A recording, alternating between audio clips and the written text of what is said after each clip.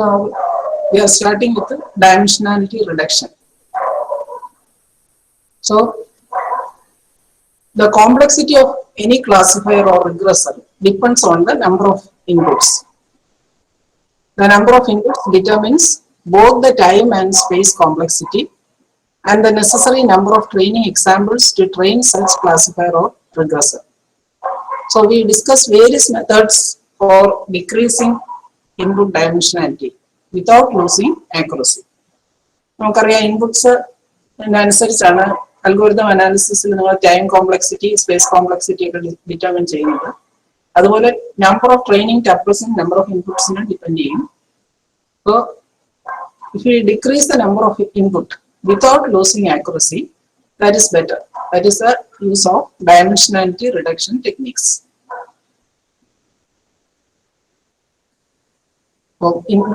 വെറുതെ നമ്മൾ input decrease ചെയ്യല്ല, ഒരു കാര്യം ഷുവർ ആക്കണം, ആക്യുറസി കുറയാൻ പാടില്ല. നമ്മൾ ഡയമെൻഷൻ കുറയ്ക്കുമ്പോൾ ആക്യുറസി റിസൾട്ട് ആക്യുറേറ്റ് ആയിരിക്കണം, സെയിം റിസൾട്ട് തന്നെ നമുക്ക് ലഭിക്കണം. So in many learning problems, the datasets have large number of variables. Dimensionality reduction has application in many fields such as image processing, time series analysis, internet search engines, and automatic text analysis. So it is statistical and machine learning methods have some difficulty when dealing with the high dimensional data. Normally, the number of input variable is reduced before machine learning algorithms can be successfully applied. So this is data pre-processing method. Before starting the processing, this is a pre-processing step. We will reduce the dimension of variables. So in statistics and machine learning, dimensionality reduction or dimension reduction is a process of reducing the number of variables under consideration by obtaining a smaller set of principal variables. We are getting important or relevant variables by removing irrelevant features of variables. So dimensionality reduction we can implement in two ways, mainly in two ways: feature selection and feature extraction. In feature selection, we are interested in finding k of the total of n features. നമ്മൾ തന്നെ നോക്കി എക്സാമ്പിളില് features എന്താണ്, examples എന്താണ്. Features എന്ന് പറയുന്നത് attributes ആണ്. For example height, weight. ഒരാളിനെ നോർമലായിട്ടും അണ്ടർ വെയിറ്റ് ആയിട്ടും ക്ലാസിഫൈ ചെയ്യുമ്പോൾ നമ്മൾ ഹൈറ്റ്, വെയിറ്റ് കൺസിഡർ ചെയ്യുന്നു. ഈ ഹൈറ്റ്, വെയിറ്റ് അതുപോലുള്ള ഒരുപാട് ഫീച്ചേഴ്സ് കാണും. ഫീച്ചേഴ്സ് റിമൂവ് ചെയ്യുന്നതാണ് feature selection. We are selecting a subset of the features. There will be n features. We will only select k of the n features. That is known as feature selection. Whereas feature extraction is something different. We are finding a new set of k features that is the combination of the original features. എല്ലാ ഫീച്ചേഴ്സിന്റെയും combination എടുത്തിട്ട് നമ്മൾ form ചെയ്യുന്ന ഒരു feature set ആണ് feature extraction എന്നുള്ളത് മീൻ ചെയ്യുന്നത്. മറ്റത് കുറെ ഓൾറെഡി ഉള്ള കുറെ ഫീച്ചേഴ്സ് എലിമിനേറ്റ് ചെയ്തിട്ട് ഒരു സബ്സെറ്റ് എടുക്കും. പക്ഷേ ഫീച്ചർ എക്സ്ട്രാക്ഷനിലെ കോമ്പിനേഷൻ ആണ് നമ്മൾ എടുക്കുന്നത്. It's A combination of original features. So these methods may be supervised or unsupervised. For example, main feature extraction methods are principal component analysis and linear discriminant analysis. So in this case, we have to study only principal component analysis. So when you use this feature selection method or feature extraction method, there will be some measures of error. In both the methods, we require a measure of the error in the model. In regression problem, we are using mean squared error as the error measure or root mean squared error. What is mean squared error? It is the sum over all the data points of the square of the difference between the predicted and actual target variables divided by the number of data points. So when we plot the regression line, there is difference between the actual data point and the predicted point. This difference is considered as this is an error. We want to minimize the error.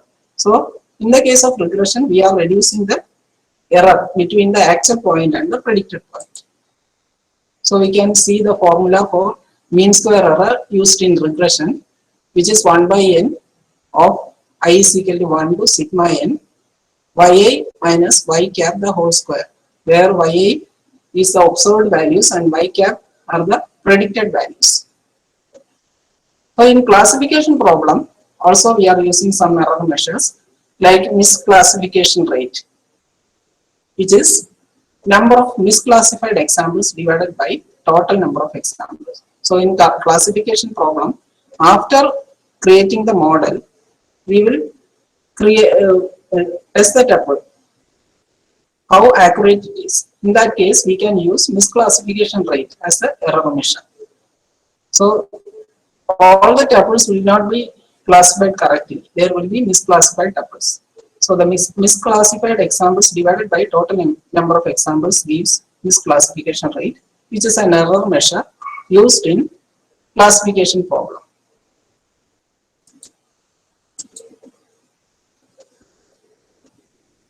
So error measure used in classification problem is classification rate. Now why dimensionality reduction is useful? We have already discussed some points. The complexity of the algorithm depends on input dimension D, that is the number of features. Input dimension means the number of features, as well as the size of the data set, data sample, that is number of records. These two factors determine the complexity of the algorithm. So we want to reduce memory and computation time. So we are interested in reducing the dimensionality of the problem. Decreasing D also decreases the complexity of inference algorithm during testing. So there are two methods, subset selection and feature extraction, feature selection and feature extraction. In feature selection, subset selection is also called feature selection or variable selection or attribute selection. Is a process of selecting a subset of relevant features, variables or predictors. So we are selecting a subset of the features, that is known as subset selection. Features, you are clear. You are clear about what is feature. You are clear. This attribute selection is in attribute selection we are selecting a subset of the features. So there are 4 reasons for subset selection. This makes simplification of model to make them easier to interpret by researchers, shorter training times, then we can avoid curse of dimensionality, and we can enhance generalization by reducing overfitting. Overfitting means we are making a model which exactly pass through all the points.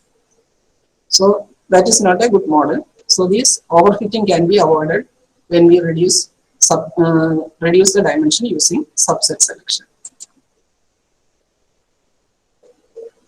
So many features are either redundant or irrelevant, and we can remove that features without incurring much loss of information. There are several approaches to subset selection. One is known as forward selection and the second one is known as backward selection.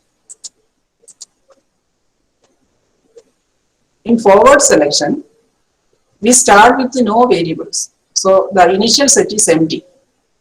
Initial number of variables will be empty. Then we will add variables one by one.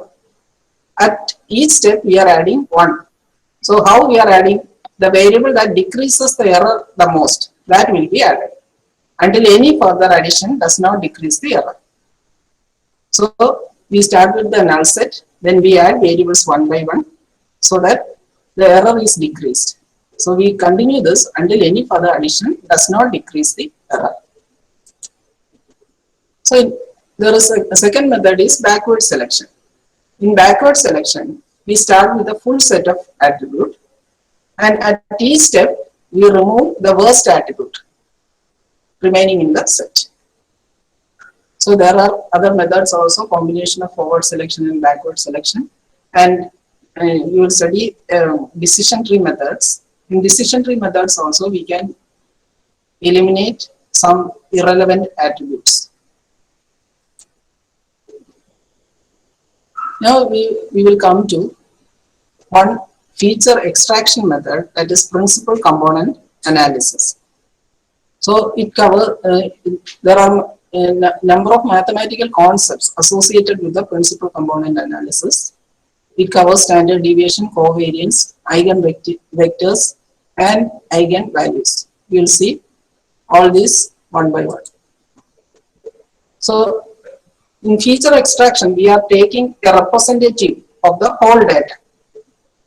So when we consider a set of data, can we take mean as a representative? There are a number of things that we can calculate about a data set. For example, we can calculate the mean of the sample. Actually, mean does not tell us a lot about the data. For example, consider two data sets 0, 8, 12, 20. Similarly, 8, 9, 11, 12. These two data sets have exactly the same mean, but they are quite different. So we cannot use mean as a representative for representative of a data set. Now, when we consider standard deviation, so if you take the difference between these two data sets, the spread of the data is different. The standard deviation of data set is a measure of how spread out the data is, how the data varies from the mean value. The definition of standard deviation is the average distance from the mean of the data set to a point. So the way to calculate it is to compute squares of the distance from each data point to the mean of the set, and then add them all and divide by n minus 1 and taking the square root. So this is the equation for standard deviation. Square root of sigma I is equal to 1 to n xi minus x bar the whole square divided by n minus 1. So how much the data is varying from the mean value, that can be given by standard deviation. So I showed you two data sets 1, 0, 8, 12, 20. The standard deviation of that data is 8.3266. Now the other data with the same mean have a standard deviation of 1.8257. So there is difference between, even though the mean is same, the difference between these two values. The first set has much larger standard deviation due to the fact that the data is much more spread out from the mean. When you take another example, the data set, 4 values are 10. This is also the mean value as 10, but its standard deviation is 0. Because all the numbers are the same, none of them deviate from the mean. So another measure of spread of data in a data set is the variance. It is square of the standard deviation. We can find the formula is equal to, variance is equal to sigma I is equal to 1 to n xi minus x bar the whole square divided by n minus 1. So about covariance, the last two measures, standard deviation and variance. So we have looked at standard deviation and variance. These two measures are purely one dimensional. So we have many data sets have more than one dimension, and the aim of statistical analysis of this data set is to see if there is any relationship between the dimensions. For example, we might have as our data set for the number of hours of study of all the students in a class and the mark they received for that paper. So we could then perform statistical analysis to see if the number of hours study of a student has any effect on their mark. So for two-dimensional analysis, we can use covariance. Standard deviation and variance only operate in one dimension.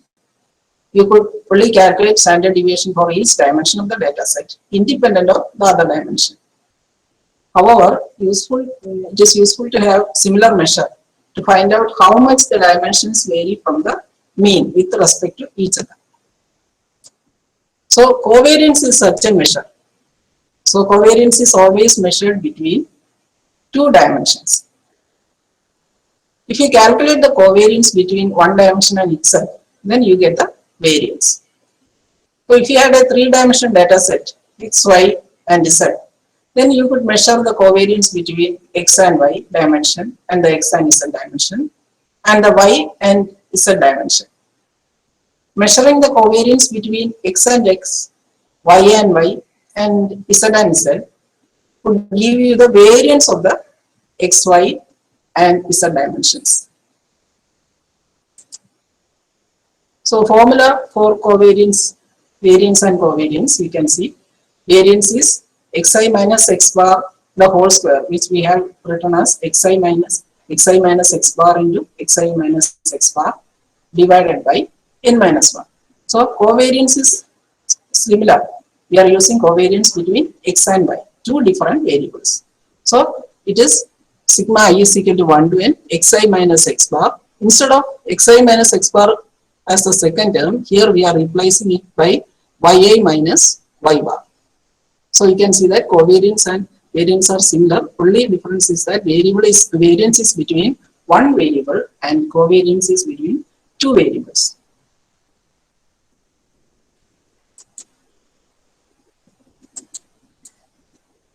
Now we will see what is covariance matrix. So covariance is always measured between two dimensions. If we have a data set with more than two dimensions, then there is more than one covariance measurement that can be calculated. For example, if there is a three-dimensional data set with the dimension x, y, and z, you could calculate covariance for x, y, covariance x, z, and covariance y, z. So a useful way to get all possible covariance values between all the different dimensions is to calculate them and put them in a matrix. So this is known as the covariance matrix. For example, if we have three-dimensional data set using visual dimension, then the covariance matrix has 3 rows and 3 columns, and values will be like this. Covariance matrix xy having 3 dimensions x, y, z. Then there will be covariance xy, xz, and yz. And such a covariance matrix can be represented like this. You can see it is a 3 by 3 matrix. In the first row, first column, covariance xx, then covariance xy, covariance xz, then covariance yx, covariance yy, covariance yz. Then the covariance is zx, zy, and zx. This is known as the covariance matrix. So in the diagonal elements, it is always variance because covariance between xx, yy, zz, that will be variance. Because covariance AB will be equal to covariance of BA. Now coming to eigenvectors and eigenvalues. All these terms are required for you to understand what is principal component analysis. So in matrix algebra, what is eigenvectors and eigenvalues? Consider the matrix. We are taking the product of two matrices, 2, 3, 2, 1 into 1 into 1, 3, matrix 1, 3. And we are getting the result as 11, 5. In the second case, we are multiplying 2, 3, 2, 1 into 3, 2. So the result is 12, 8, which is 4 times 3 into 2. That means when you multiply 3, 2 by a transformation matrix, you are getting 4 times the same vector 3, 2. So 3, 2 is an eigenvector of the transformation matrix. It is the product of the same vector 3, 2, 4 into 3, 2. The result obtained is 4 into 3, 2. So the first one is not an eigenvector. Second one, 3, 2, is an eigenvector of the transformation matrix. That means the point 3, 2 can be considered as a vector starting from 0, 0 to 3, 2. When you multiply it by the transformation matrix 2, 3, 2, 1, it is the size of the vector is increasing. That is, it becomes 4 into 3, 2. The vector remains the same, direction remains the same, only it is scaled by the transformation matrix. So 3, 2 is an eigenvector of the transformation matrix.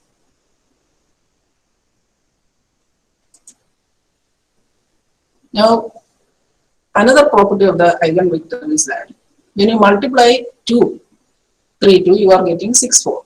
Again, we are multiplying 6, 4 by the transformation matrix. It is 4 into 6, 4. So, previously it is 4 into 3, 2. Now, it is 4 into 6, 4. So, this value 4 is known as the eigenvalue of the eigenvector 3, 2. So, eigenvectors and eigenvalues. What is eigenvector? When we multiply a vector by a transformation vector matrix, we are getting the same vector.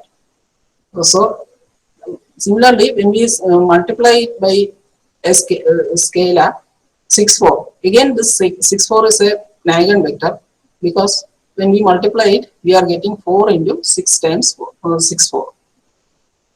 And this value 4 is common in both the cases. In the previous case, when we multiply it, we will get 4 into 3, 2. So this value constant factor is 4. Similarly, the same matrix, when we multiply by 6, 4, which is a product of 3, 2, we are getting 4 into 6, 4. This 4 is known as the eigenvalue. Eigenvectors, we can multiply two matrices together, provided they are compatible size. Eigenvectors are a special case of this.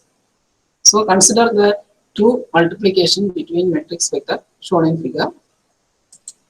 In the first example, the resulting vector is not an integer multiple. First case, we saw the example. Whereas in the second example, it is exactly 4 times the vector we begin with. So the vector is in a two-dimensional space. The vector 3, 2 represents an arrow pointing from the origin 0, 0 to 3, 2. The other matrix, the square one, can be thought of as a transformation matrix. If you multiply this matrix on the left of the vector, the answer is another vector that is transformed from its original position. This vector and all multiples of it, because it would not matter how long the vector was, would be eigenvector of that transformation matrix. Eigenvalues are closely related to eigenvectors. We saw in figure both these examples, the amount by which the original vector was scaled after multiplication by the square matrix was 4. So the 4 is the eigenvalue associated with the eigenvector. So eigenvectors and eigenvalues always come in pairs.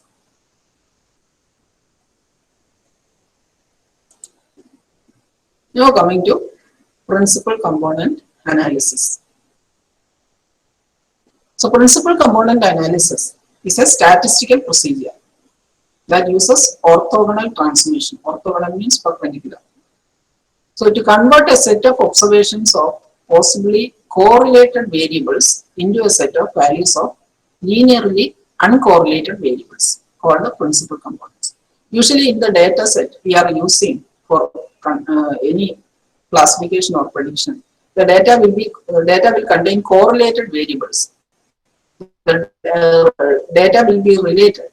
So in that case, when we use this data, there is redundancy. So we can remove this redundancy by converting it into values of linearly uncorrelated variables.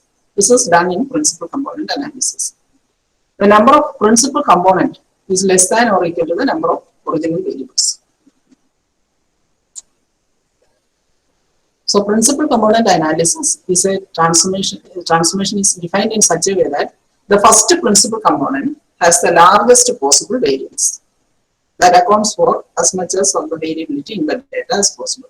And each succeeding component has the highest variance possible. So there is a constraint that it is orthogonal to the preceding component. Each component is perpendicular to each other. Orthogonal means perpendicular. So we can consider a set of data, and from that data we can find out what is the principal component of the data. Assume that we are plotting the data in the x and y direction using x-axis and y-axis, and we are getting a scatter plot like this. So when we consider the plot, we can find the variation in the x direction. The second figure shows the variation in the x direction. Then spread along the y direction is given by figure C. You can see the spread of the data along the y direction. So actually spread along, in this case, the spread along the x direction is more compared to spread along the y direction. Now the largest spread, the direction of the largest spread is indicated by figure D.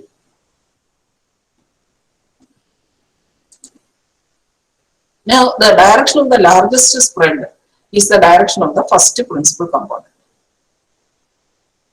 Now the direction of perpendicular to the largest spread, that is will be the second principal component. So the principal component vectors are shown for the data.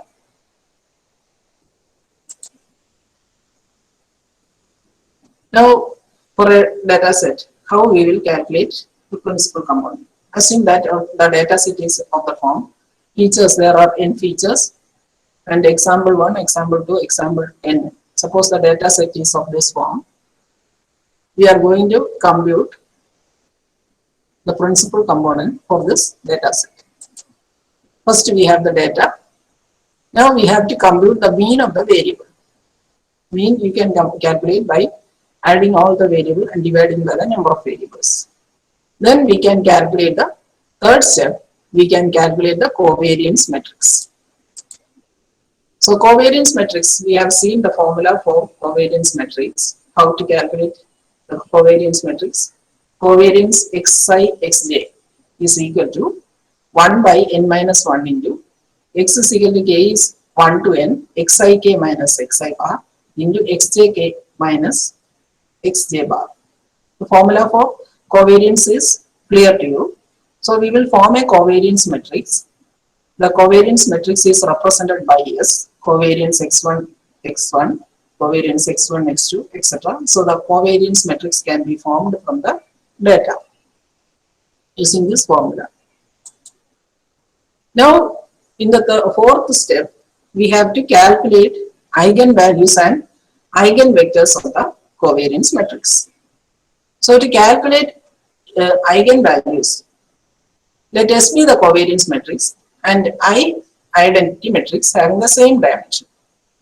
Then from this covariance matrix, we can determine the eigenvalue using the formula determinant of S minus lambda I is equal to 0. So here lambda is the eigenvalue. When you solve this equation, you will get the value for lambda, that is the eigenvalue.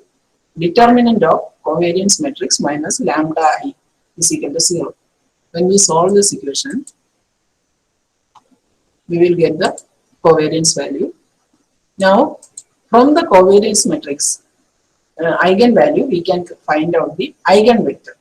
Eigenvector, suppose assume that eigenvector u is represented by the matrix u1, u2, etc. up to un.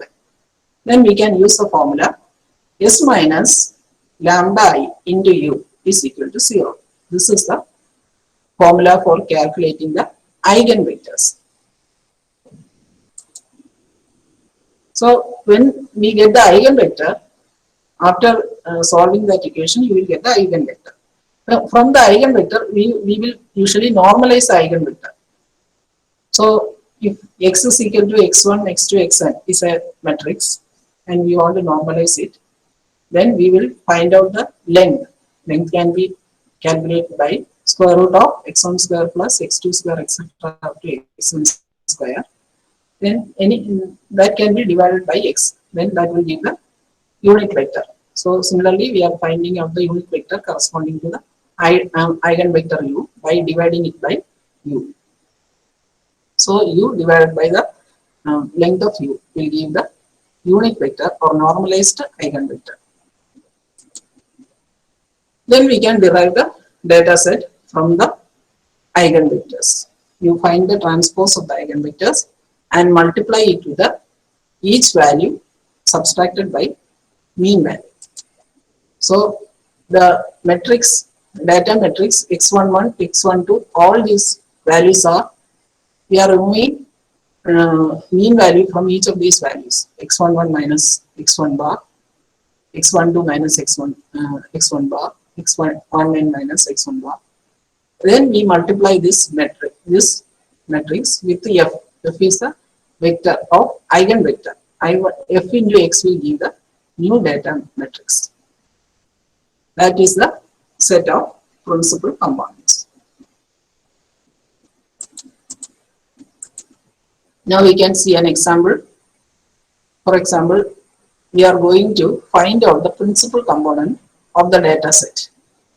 There are two features, x1 and x2, and four examples or four records. Example 1, 4, 11, 8, 4, 13, 5, 7, 14.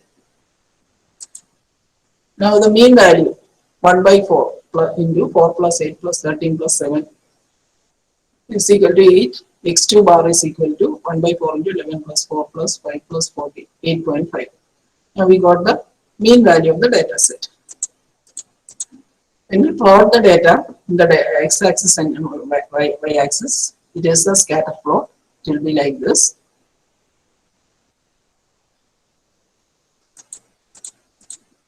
Now we are going to calculate the covariance matrix. Covariance matrix can be calculated by covariance of x1, x1. First value is not x1, x2, it is x1, x1, which is 1 by 3 into 4 minus 8 square plus 8 minus 8 square plus 13 minus 8 square plus 7 minus 8 square, which is 40. Covariance x1, x2, 1 by n minus 1 into sigma k 1 to n, xi minus xik minus xi x1 bar into x2k minus x2 bar. So 4 into 1 by 3 into 4 into 8, 11 minus 8.5 plus 8 minus 8 into 4 minus 8.5 plus 13 minus 8 into 5 minus 8.5 plus 7 minus 8 into 14 minus 8.5. So it will get us minus 11. So covariance of x2, x1 will also be same as x1 is x2. So that is also minus 11. And finally covariance x2, x2. That is x2k minus x2 bar the whole square divided by n minus 1. So 1 by 3 into 11 minus 8.5 the whole square plus 4 minus 8.5 the whole square and so on, and we will get the answer as 23. So we have the covariance matrix as S is equal to 14 minus 11 into 23, and this is the covariance matrix. Now we have to find out the eigenvalue of the covariance matrix. So for that we are using the equation determinant of S minus lambda I is equal to 0, where I is a unit matrix. So 14 minus lambda. So when we apply this equation, 14 minus lambda minus 11 minus 11, 23 minus lambda. This is equated to 0. So you will get a quadratic equation, lambda square minus 37 lambda plus 201. This is equated to 0. So the solution of this equation is minus b plus or minus root b square minus 4ac. So 1 by 2 into 37 plus or minus root 565. So you will get two values for lambda, 30.3849 and 6.6151. These are the eigenvalues. The highest eigenvalue will make the first principal component. So we will take lambda 1 for computation of eigenvector. To find the first principal component, we need only compute the eigenvector corresponding to the largest eigenvalue. So in this case, it is 30.3849. In the present example, the largest eigenvalue is lambda 1, and so we compute corresponding eigenvector. Next, we are computing eigenvector corresponding to lambda 1, which can be represented as a matrix U1, U2. So to compute U1, U2, we are using the equation S minus lambda 1 I into x or U1, U2 is equal to 0. That means 14 minus lambda 1 minus 11 minus 11, 23 minus lambda 1 into U1, U2. This matrix, when we multiply, you will get 14 minus lambda 1 U1 minus 11 u2 minus 11 u1 plus 23 minus lambda 1 into u2. So these two equations, 14 minus lambda 1 into u1 minus 11 u2 0 minus 11 u1 plus 23 minus lambda 1 is u2 is equal to 0. So when we to solve this equation, we can use u1 by 11 is equal to u2 by 14 minus lambda 1. This can be equated to t. So in this case, we are finding out eigenvectors. We can consider t as 1. So the value of u1 will be 11 divided 11. First element will be 11 and the second element 14 minus lambda 1. We know the value of lambda 1 and we can substitute the value, and also we can normalize by dividing this vector by the length of the vector, that is 11 square minus 14 minus lambda 1 the whole square. That is 11 square plus 14 minus 30.3849 the whole square, which is 19.7348. Therefore, the unit vector corresponding to lambda is 19.7348. So our eigenvector is 11 divided by 19.7348 and 14 minus 30.3849 divided by 19.7348. So we will get the eigenvector as 0.5574 minus 8303. So this eigenvector can be used to find out the principal component. So computation of first principal component, we take the transpose of the eigenvector and multiply it by x1k minus x1 bar and x2k minus x2 bar. So the eigenvector is 0.5574 minus 8303 into x1k minus x1 bar into x2k minus x2 bar. So finally 0.5574 into x1k minus x1 bar minus 0.8303 into x2k minus x2 bar. So the we can find out the first principal component corresponding to 411 by using the same equation, that is 0.5574 into 4. 4 mean value of 4 is 8. 4 minus 8 minus 8303 into 11 minus the mean value of 11 is x2 is 8.5 minus 8.5, which is minus 4.30535. So the result is summarized in the table. So these are the first principal components of the values. 411 we have computed. You know how we computed the first principal component of 4 and 11. 4 minus 8 into the eigenvector and 11 minus 8 into the eigenvector, and we got the principal component as minus 4.352. Similarly, we can compute the eigenvectors corresponding to principal components corresponding to 8, 4 by multiplying by the same eigenvector and 13, 5, 17, 4. So the first principal components for each of these values are 4, minus 4, 3.52, 3.7361, 5.6928 and minus 5.1238. These are the first principal components of the data set. So instead of using these two x1 and x2, we can use the first principal components for doing any calculation or any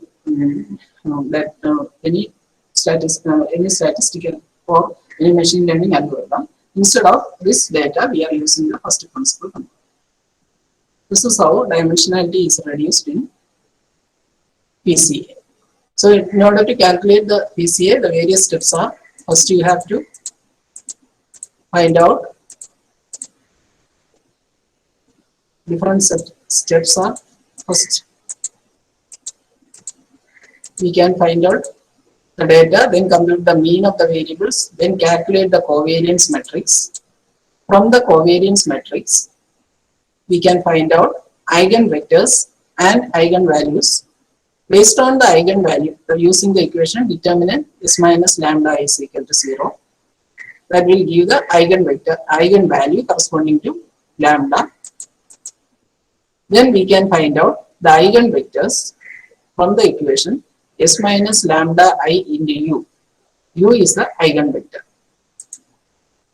Then we will normalize the eigenvector, and that is used for transforming the data. We take the transform of the eigenvector and multiply it with each data set. That means not exact data set, with the values of mean value subtracted from the data set. That is multiplied by the transpose of the eigenvector, which will give the new data set. These are the principal components of the data set.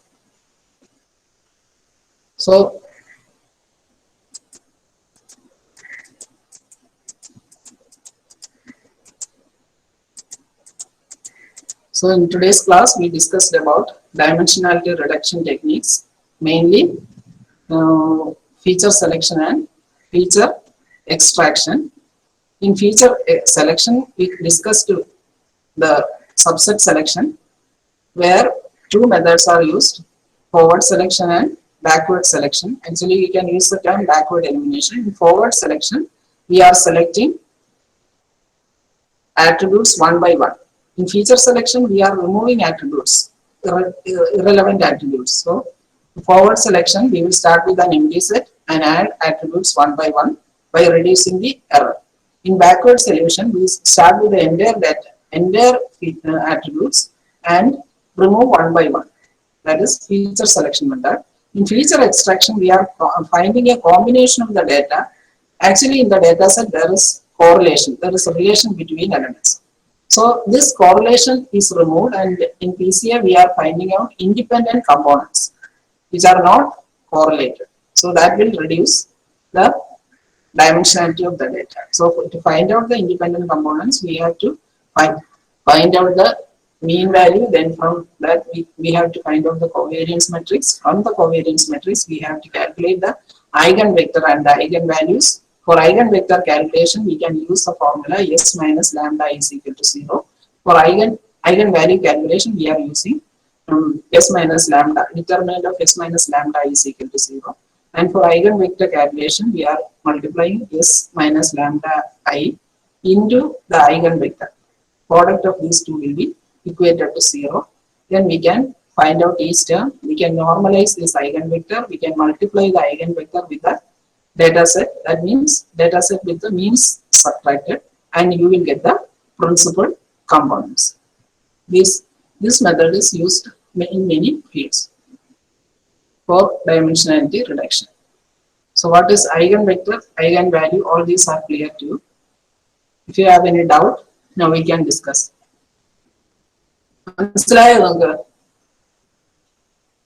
Hello?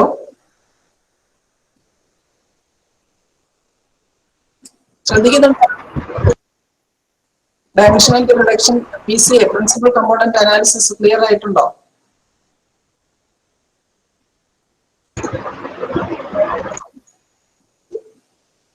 മനസ്സിലായി? Okay. അപ്പോൾ നാളെ നിങ്ങളുടെ class